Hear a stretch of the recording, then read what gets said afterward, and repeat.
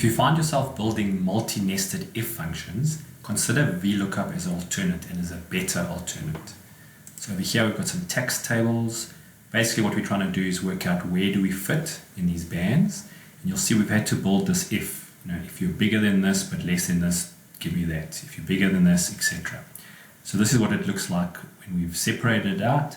In reality, that's what the formula looks like, which is very complex, very hard to change. So a better alternate is to use a little known version of VLOOKUP.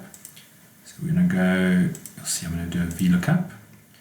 And the first bits are exactly the same. So what are we looking up? We're looking up that cell there. Where must it look it up? You'll see I'm going to highlight those two there and put my dollar signs on. What column must it bring back? 1, 2. I'm going to put a 2. The most important part is the range lookup. If I said false, Excel would look for 65,000 in this list, not find it, give me an error message. When I say true, what I'm telling Excel is look here, find where it fits. So it'll look at the first one, realize it's bigger than that, go to this one, realize it's gone too far, and accept that that's where it belongs.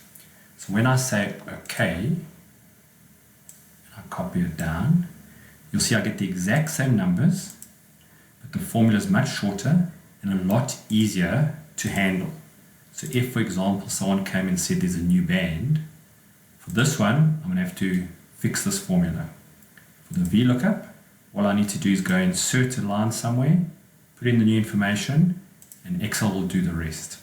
The most important thing though is this has to be in ascending order.